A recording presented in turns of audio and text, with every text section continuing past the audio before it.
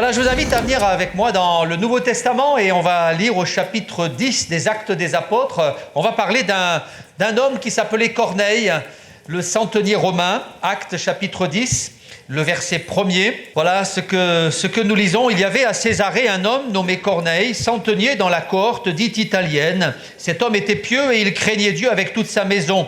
Il faisait beaucoup d'aumônes au peuple et priait Dieu continuellement. Vers la 9e heure du jour, il vit clairement dans une vision un ange de Dieu qui entra chez lui et qui lui dit « Corneille ». Les regards fixés sur lui et saisi d'effroi, il répondit « Qu'est-ce, Seigneur ?» Et l'ange lui dit « Tes prières et tes aumônes sont montées devant Dieu. » Et il s'en est souvenu. « Envoie maintenant des hommes à Jopé et fais venir Simon, surnommé Pierre. Il est logé chez un certain Simon, corroyeur, dont la maison est près de la mer. » Dès que l'ange qui lui avait parlé fut parti, Corneille appela deux de ses serviteurs et un soldat pieux d'entre ceux qui étaient attachés à sa personne. Et après leur avoir tout raconté, il les envoya à Jopé. Le lendemain, comme ils étaient en route et qu'ils approchaient de la ville, Pierre monta sur le toit vers la 6e heure pour prier. On va passer au verset 38. « Vous savez comment Dieu a oint du Saint-Esprit et de force Jésus de Nazareth, qui allait de lieu en lieu, faisant du bien et guérissant tous ceux qui étaient sous l'empire du diable, car Dieu était avec lui. Nous sommes témoins de tout ce qu'il a fait dans le pays des Juifs et à Jérusalem. Ils l'ont tué en le pendant au bois. » Et puis on passe au verset 44 maintenant. Comme Pierre prononçait encore ces mots, le Saint-Esprit descendit sur tous ceux qui écoutaient la parole. Tous les fidèles circoncis qui étaient venus avec Pierre furent étonnés de ce que le don du Saint-Esprit était aussi répandu sur les païens, car ils les entendaient parler en langue et glorifier Dieu. Alors Pierre dit, « Peut-on refuser l'eau du baptême à ceux qui ont reçu le Saint-Esprit aussi bien que nous ?»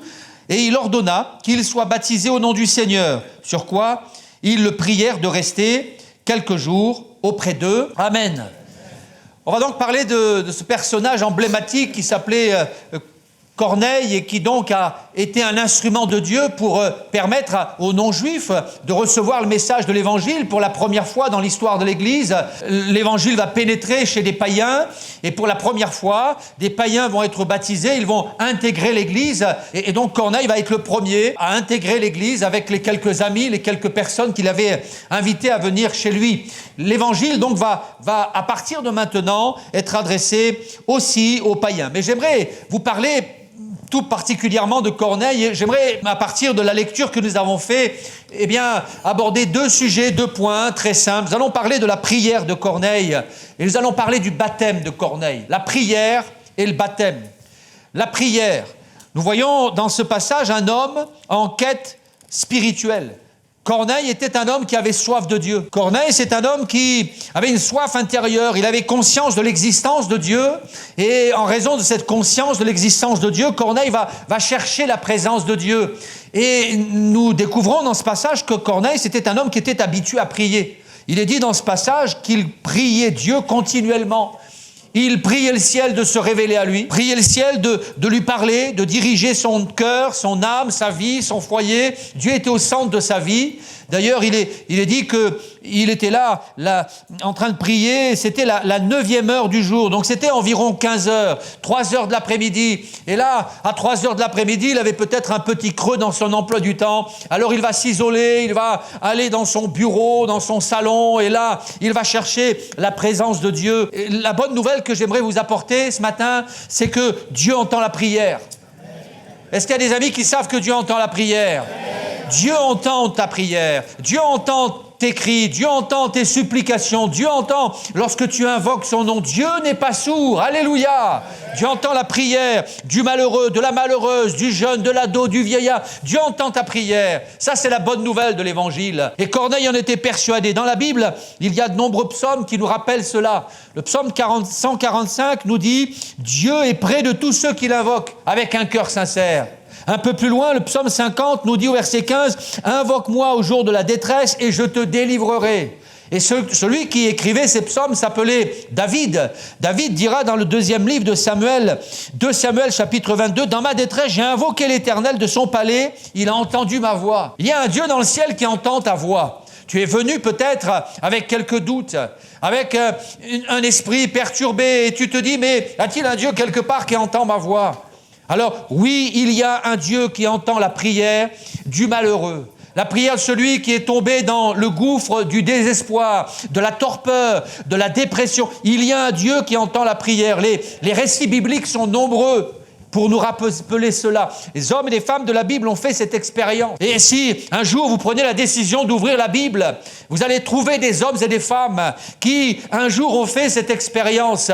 Et nous pourrions parler d'Agar. Agar qui était dans le désert avec son fils, elle avait été chassée par son mari et elle se retrouve seule là. Il n'y a plus aucun espoir pour elle. Elle va mourir. Alors elle invoque l'Éternel, elle prie et le Dieu du ciel descend, parle à son âme, la rassure, lui montre une source d'eau et lui montre la direction qu'elle doit prendre. Y a-t-il une Agar dans cette salle ? Peut-être renvoyé par ton mari, humilié par tes proches, isolé. Combien de femmes seules aujourd'hui? Combien de femmes luttent avec leurs enfants? Si c'est ton cas, si tu es une Agar, Dieu entend ta prière. Alléluia. Pourrions parler de cette femme qui s'appelait Anne. Anne, eh bien, avait un autre problème. Son mari avait pris une autre femme. Et à la maison, c'était l'angoisse. À la maison, c'était la crainte, c'était les larmes. Et Anne, dans sa détresse, va aller dans le temple. Et là, elle va, dans un dernier élan de foi, s'adresser à Dieu. Et là, une prière secrète, une prière discrète, prière timide, va percer le plafond et va aller atteindre le cœur du Père. Quelque temps plus tard, la prière de Anne va être exaucée. Elle n'avait pas d'enfant, mais sur une parole prophétique du prêtre, eh bien, elle va, quelque temps plus tard, tomber enceinte. Dieu avait entendu sa prière. Y a-t-il une Anne dans cette salle dont le foyer est brisé, dont le couple est à terre? Il y a un Dieu qui entend la prière. Dieu a entendu la prière de Anne, d'Agar. Dieu a entendu la prière de Moïse, pétrifié devant la mer Rouge. Il était pris entre le marteau et l'enclume.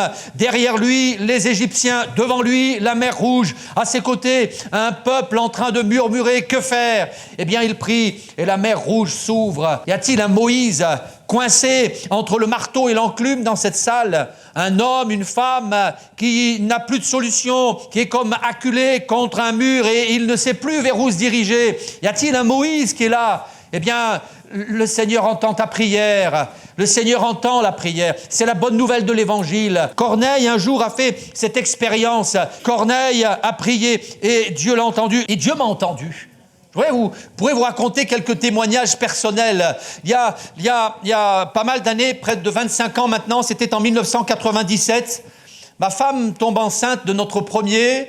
Et là, nous suivons régulièrement les examens médicaux et nous allons régulièrement à l'hôpital de Narbonne et nous nous réjouissons de ce bel événement qui se prépare quand un jour le diagnostic des spécialistes commence à être inquiétant pendant la grossesse de ma femme et la spécialiste de dire à ma femme, écoutez, j'ai des craintes parce que à l'échographie, je vois certaines choses qui sont quand même inquiétantes. Alors, on va faire d'autres examens et là, eh bien, nous avons commencé une batterie d'examens et nous avons fait ce que l'on appelle une amniosynthèse. On a fait une ponction du liquide amniotique. La ponction a été envoyée dans un laboratoire à Paris et là, eh bien, les médecins ont commencé à être assez alarmistes et de nous dire il est probable que l'enfant soit trisomique. Peut-être une trisomie 21, une trisomie 13, on ne sait pas exactement, mais il faut vous préparer au pire et peut-être même vous préparer à avorter.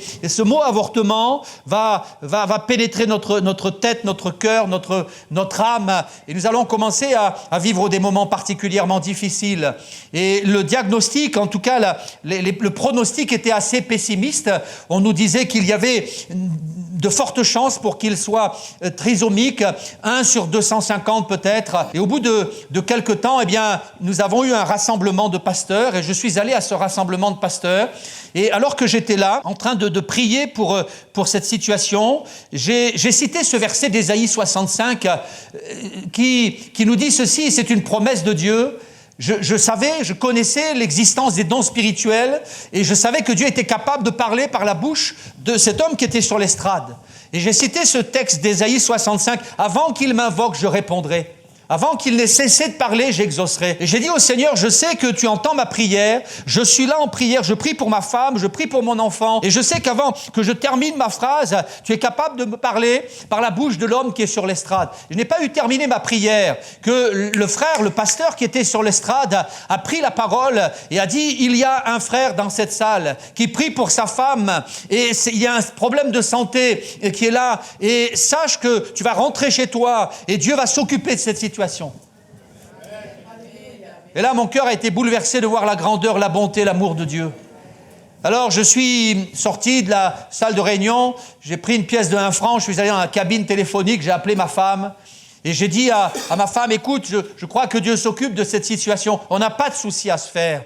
Et la paix de Dieu est entrée dans nos cœurs. Et le temps a passé, les résultats tardaient à venir, alors j'ai décroché le téléphone, j'ai appelé le laboratoire à Paris, et j'ai demandé des nouvelles, et la dame de nous dire au bout du fil, écoutez, il y a une erreur, il y a quelque chose qui ne va pas, on ne comprend pas, il y a un problème. Et on a commencé à se réjouir, ma femme et moi, et cette personne de nous dire, écoutez, attendez là 5 minutes, je vais voir ce qui se passe. Et on a attendu au téléphone. Quelques instants plus tard, eh bien, elle est revenue en disant, écoutez, c'est pas 1 sur 250, c'est 1 sur 50, c'est encore pire. Et là, eh bien, le couperet est tombé. Avec ma femme, on ne comprenait plus. Alors on a raccroché le téléphone, on s'est confié dans le Seigneur. La personne du laboratoire de nous dire, écoutez, rappelez-nous dans 1 semaine, on va continuer les investigations. Et on a invoqué l'Éternel. 1 semaine plus tard, nous avons rappelé au téléphone et la dame de nous dire, écoutez, finalement, on ne comprend pas ce qui s'est passé, mais l'enfant sera en parfaite santé. Alléluia. Dieu avait posé sa main sur notre enfant. On peut acclamer le Seigneur. On peut acclamer le Seigneur qui entend la prière, qui entend le cri du malheureux. Nous avons ensuite fait d'autres examens, des échographies en 3D. À l'époque, on commençait à faire des échographies en 3D. Et je me rappelle de cette autre spécialiste à Montpellier, qui, lorsqu'elle a fait l'examen, nous a dit, monsieur, je vois rarement des enfants en aussi bonne santé. Vous pouvez vous estimer heureux. Alléluia. Et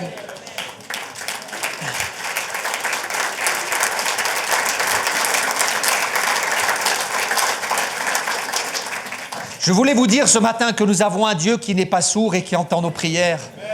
Et je vais continuer puisque je suis en train de parler de Rémi qui maintenant a 25 ans et vous allez voir qu'il est en parfaite santé si vous allez le trouver. Quelques temps plus tard, je vais parler de toi Rémi, excuse-moi, on va continuer dans la série des prières exaucées. Rémi a 2 ans à peu près, il apprend à marcher, il commence à balbutier. Et là, eh bien, ma femme prépare le café. La cafetière est bouillante, elle est sur la table. Et Rémi fait ses premiers pas. Il s'approche de la table. Et la table est plus haute que lui, il cherche avec sa main quelque chose à attraper. Il attrape la poignée de la cafetière. Il renverse la cafetière sur son bras. Et tout le bras, depuis la main jusqu'à l'épaule, est couvert de café bouillant. Alors je prends l'enfant, je le mets dans la baignoire et je l'asperge d'eau. J'asperge son bras avec de l'eau glacée, l'eau de la douche. Donc, et je vois la peau partir. On appelle les pompiers, ils viennent, ils lui font un pansement à la va-vite, ils l'amènent à l'hôpital. Et là, à l'hôpital, ils font les premiers soins d'urgence et ensuite, eh bien, ils nous rendent l'enfant, ils nous disent, écoutez, attendez-vous à passer quelques nuits terribles. Ce qu'il faut savoir, c'est qu'il a 2 ans et demi à peu près. Et depuis qu'il est né, toutes les nuits, il fait des cauchemars, il a des frayeurs, il pleure, il hurle. Et nous passons des nuits abominables. Dès que nous le calmons, il recommence à pleurer. Depuis 2 ans et demi, on ne dort pas une seule nuit. Et les médecins nous disent, voilà, attendez-vous à passer une nuit particulièrement difficile parce que l'enfant va souffrir. Alors on ramène l'enfant et on se dit de toute manière, on a l'habitude, je prie pour lui, je lui impose les mains, on va se coucher et là, eh bien, il passe une nuit entière sans se réveiller. 1 semaine passe, on ramène l'enfant, le médecin, ou plutôt l'infirmière, enlève le pansement. Et là, elle a un temps d'arrêt, elle nous regarde, elle regarde la plaie, elle nous regarde à nouveau et elle nous dit, mais qu'est-ce que vous avez fait? Et alors on s'interroge, on dit, mais pourquoi? Qu'est-ce qui se passe? Et elle nous dit, mais c'est surprenant la vitesse à laquelle la plaie se cicatrise. Alors elle nous regarde, elle nous dit, mais je pense que vous avez dû faire venir un guérisseur. Et là, on est un peu bouche bée et l'infirmière nous explique, nous dit, mais généralement, quand il y a des grands brûlés, bien souvent, aux urgences, à l'hôpital, en Haute-Savoie, donc on fait venir le guérisseur pour couper le feu. Et là, je saute sur l'occasion, pas sur l'infirmière, hein, mais sur l'occasion. Et je lui dis, madame, moi, j'ai prié le Seigneur, nous croyons en Jésus, et c'est lui qui a posé sa main sur l'enfant. Alléluia. On a un Dieu qui entend la prière.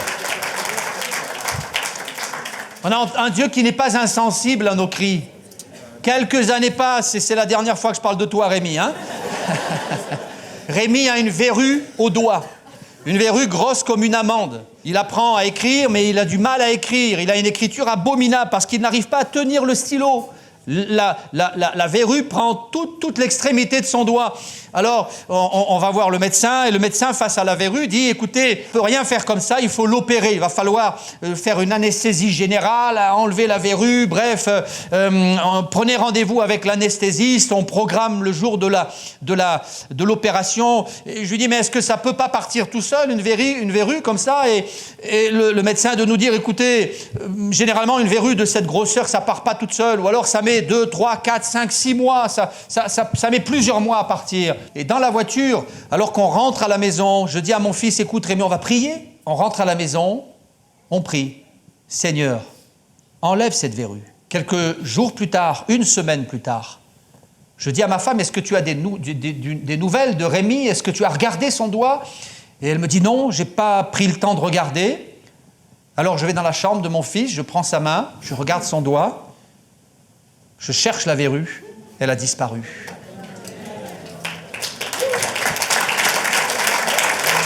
On a un Dieu qui entend la prière.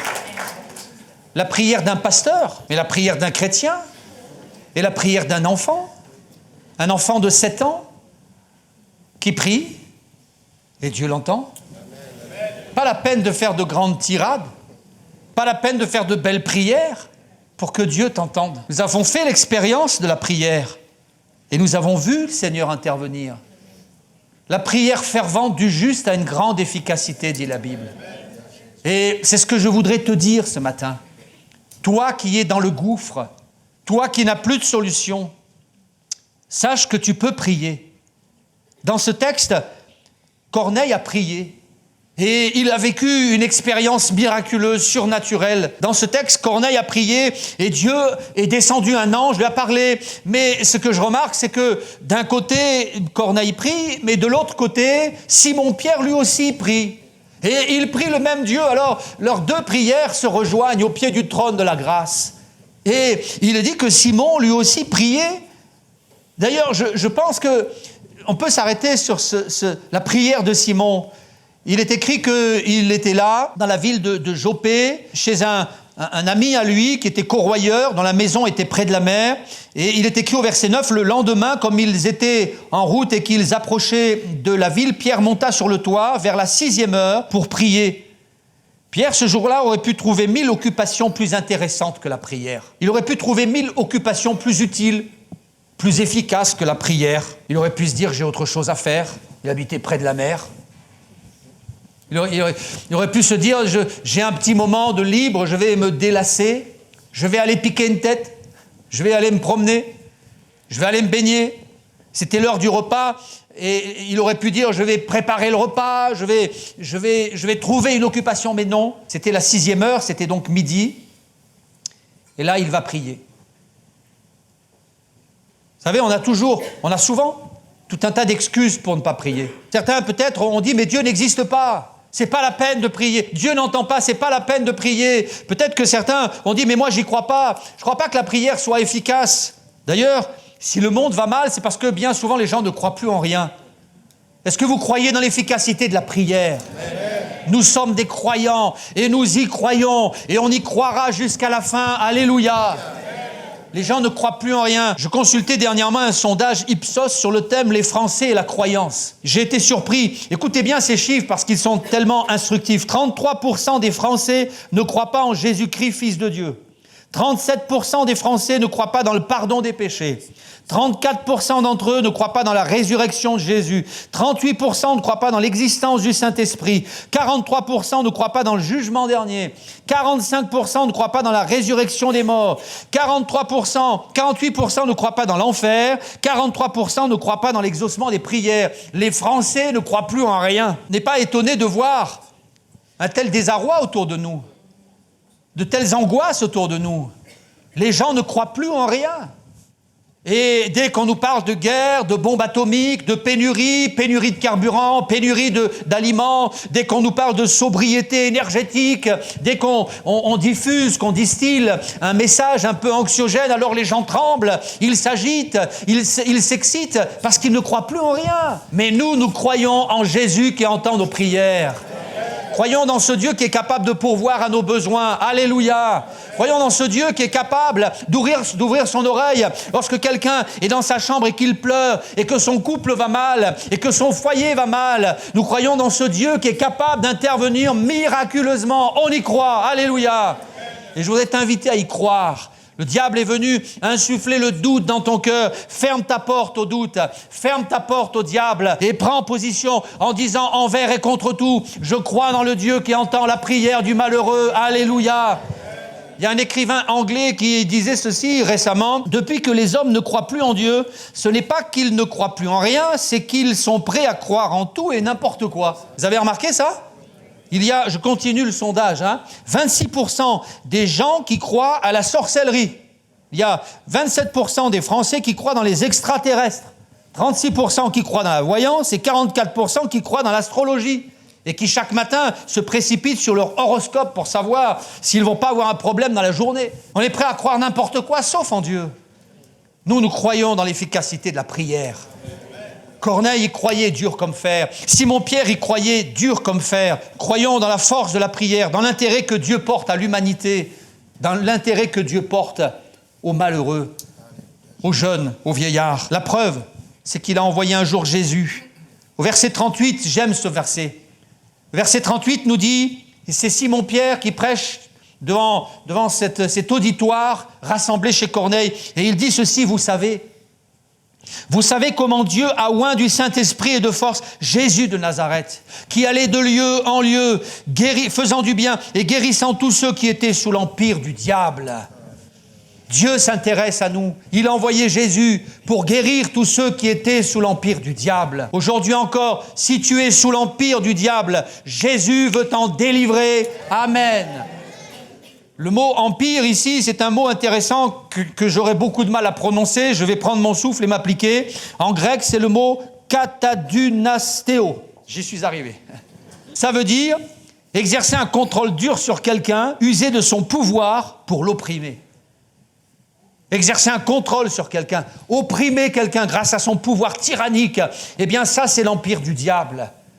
Il y a dans le monde spirituel une sorte de diktat spirituel. Satan domine les gens, Satan opprime les gens, une sorte de régime totalitaire invisible. Le diable piétine, écrase, détruit. Il est un oppresseur sans pitié.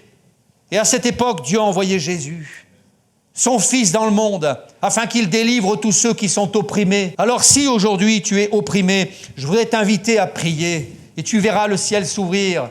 Et tu verras ta vie changer. Corneille a prié et Dieu a entendu sa prière. Simon-Pierre a prié et Dieu a entendu sa prière. Ils étaient romains, ils étaient juifs. Peut-être que tu es là d'une nationalité diverse, peu importe ta couleur de peau, ta nationalité. Dieu entendra ta prière. Gloire à Dieu. Et après avoir fait l'expérience de la prière, eh bien Corneille a pris la décision de se faire baptiser. J'aimerais prendre quelques instants pour te parler du baptême. Le baptême, c'est une pratique qui n'est pas d'aujourd'hui. Peut-être avez-vous été surpris de voir des gens se faire baptiser. Peut-être avez-vous été surpris de voir ici, dans cette église, des hommes, des femmes plonger dans l'eau et confesser le nom de Jésus. Et tu t'es peut-être dit, mais qu'est-ce que c'est que cette nouvelle mode ? Alors, rassure-toi, ce n'est pas une nouvelle mode. Ça fait bien longtemps que des hommes et des femmes se font baptiser. Matthieu 28 nous dit « Faites de toutes les nations des disciples en les baptisant ». Ça, c'est l'ordre de Jésus. À partir de là, les disciples ont commencé à baptiser les croyants. Et les disciples se sont multipliés. par les eaux du baptême. Dans les Actes au chapitre 2, il est écrit que ceux qui acceptèrent sa parole se firent baptiser. 3000 personnes se sont fait baptiser ce jour-là. Et ils ont ouvert le bal. Ensuite, après eux, d'autres se sont fait baptiser. Jésus, avant, s'était fait baptiser lui-même. Mais après les 3000, d'autres se sont fait baptiser. Saul de Tarse, Lydie, la marchande de pourpre, Simon, le geôlier de Philippe, le ministre éthiopien et Corneille dans ce passage. Alors non, ce n'est pas quelque chose de nouveau. Depuis 2000 ans, des hommes, des femmes s'engagent dans les eaux du baptême. Et Corneille a eu à cœur de se faire baptiser. Le baptême a été pour lui un événement important dans sa vie.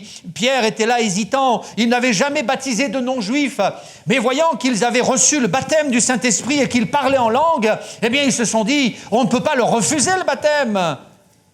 Alors ils les ont plongés dans l'eau. Et tous ces hommes qui accompagnaient Corneille, ces hommes, ces femmes, sont entrés dans l'Église par le baptême. Le baptême, c'est un symbole fort qui nous propulse dans une vie nouvelle. C'est un symbole de mort. Le baptême, c'est la mort du passé. Le baptême, c'est la mort de notre péché d'hier. Le baptême, c'est la mort de nos peines d'autrefois. Le baptême, c'est la mort de notre vieille nature. Le baptême, c'est la mort de notre passé, de ces choses qui sont inscrites dans le marbre et dans ta mémoire et qui te taraudent chaque matin. Et tu te dis, voilà quelle est ma vie. Eh bien, ces choses-là, elles peuvent rester définitivement au fond de l'eau. Et lorsque tu te feras baptiser, ça sera la mort de ton passé. Alléluia. Le baptême, eh bien, c'est le symbole de ce que Jésus a fait dans notre âme. Lorsque je lui ai demandé pardon, il a pardonné mes péchés, il m'a nettoyé, lavé, débarrassé de mes impuretés. Alléluia. C'est un symbole fort, symbole de mort, symbole de purification, mais aussi le symbole de la résurrection. C'est une vie nouvelle qui commence avec le Seigneur. Quand je me suis fait baptiser, je suis sorti de l'eau et ce jour-là, j'ai compris, j'avais à peine 14 ans. Quelques mois plus tard, une autre personne se faisait baptiser. Cette personne avait les cheveux blancs. C'était une petite mamie de 40 kilos à peine. Elle avait 82 ans. Elle est sortie de l'eau du baptême. Et elle a dit ceci au micro. Aujourd'hui, c'est le plus beau jour de ma vie. On peut commencer une vie nouvelle, quel que soit notre âge, quel que soit notre parcours, quel que soit notre cursus, quel que soit notre CV. Le baptême, c'est un symbole fort. C'est le symbole de la mort du péché, de la mort du passé. C'est le symbole de la purification en Jésus. C'est le symbole d'une résurrection. Puis c'est le symbole d'un engagement. Voulez-vous vous engager avec le Seigneur Jésus? Aujourd'hui, on ne s'engage plus. Aujourd'hui, on ne veut plus s'engager. Et quand on va chez l'opérateur de téléphone, eh bien, on lui dit, écoutez, moi, je veux bien prendre un forfait, mais surtout sans engagement. Alors, si vous venez à Jésus, on va vous proposer un forfait avec engagement pour l'éternité. Alléluia. Et ça vaut la peine. Alors, je voudrais maintenant que nous puissions baisser nos têtes.